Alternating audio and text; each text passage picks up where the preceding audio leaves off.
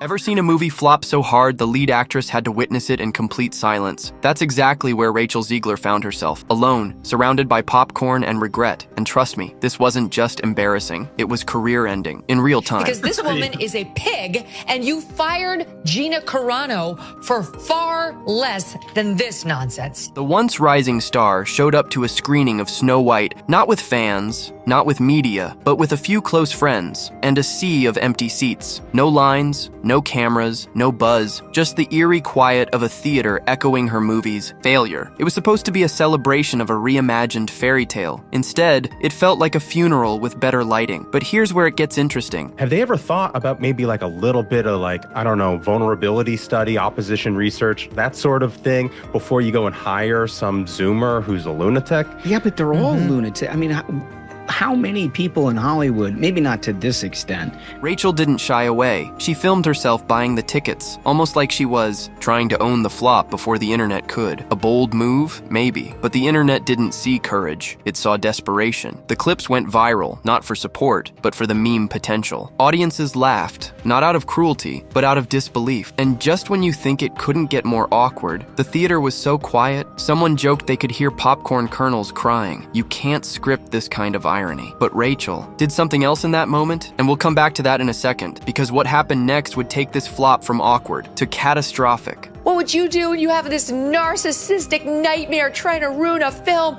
Disney didn't just make a movie. They lit $370 million on fire. And the return on that investment? Let's just say it makes Dumbo look like Avatar. It's one thing for a movie to underperform, but Snow White didn't just stumble. It face-planted hard. Disney poured nearly $400 million into producing and marketing what was supposed to be a modern retelling of one of its most beloved classics. What they got in return was a $43 million opening weekend and a brutal 66% drop in its second week. That's not just a bad opening, that's industry-wide panic. But it gets worse. The reason we had Rachel Zegler on the docket is she's an asshole. The movie was outsold by a low-budget action flick called A Hardworking Man. That film had fewer theaters, no major studio backing, and zero brand recognition, and still crushed Disney at the box office. Even The Chosen, Last Supper, almost beat Snow White with half the screens. Now here's the twist. Industry analysts believe Disney will lose over $100 million on this film. And when the financials look that ugly, studios start pointing fingers. And guess who was front and center when they did? Rachel Zegler didn't just star in the movie, she became the face of its failure. You know a film is doomed when the best PR it gets is a meme. And Rachel Zegler, she became the punchline. What was supposed to be a carefully controlled press tour turned into a viral circus. Instead of interviews and fanfare, social media was flooded with jokes about empty theaters, awkward promo shots, and cringe-worthy quotes. Rachel tried to act like she was in on the joke, laughing along, posting ironically, but that only made things worse. But listen to this. One particular video showed her walking into a deserted screening with the caption, "Come watch me tank my career in 4K. It wasn't posted by a hater. It was her own post. The internet didn't forgive. It doubled down. That's when people started resurfacing every bold statement she'd made about the film, spinning it into comedy gold. Overnight, Rachel went from leading lady to living meme. And unlike most PR crises, there was no spin strong, enough to undo the damage. What started as a movie release had officially become a digital train wreck. You can survive a box office flop. But a 1.5 out of 10 on IMDb? That's career carnage. And here's why that number is more brutal than it sounds. Critics were brutal, but it was the fans who truly buried the film. At one point, Snow White dropped to an unthinkable 1.5 rating on IMDb, one of the lowest for any major Disney release in history. This wasn't just dislike, it was open revolt. But hold that thought, because it connects to something deeper. The hate wasn't just for the movie's content, it was for what it represented. People felt betrayed. They didn't want a moral lesson. They wanted magic, nostalgia, and heart. Instead, they got lectures and awkward dialogue, and fans weren't shy about it. The moment that score went viral, it became impossible to defend the film. Any remaining goodwill vanished. From hardcore Disney lovers to casual viewers, no one wanted to be associated with the mess. And the worst part? That score didn't just hurt the movie, it stained Rachel's name with it. Rachel once bragged that people would line up to see her movies. They did, but not for this one. What happened next was internet karma in its purest form. In an old interview clip that resurfaced right after the flop, Rachel boldly declared that every event she does has people lining up, waiting just to catch a glimpse. She spoke with the confidence of a star on the rise. But when Snow White hit theaters and those lines never formed, only screenshots did. But here's the twist. Fans didn't let that quote die. They stitched it into empty seat maps,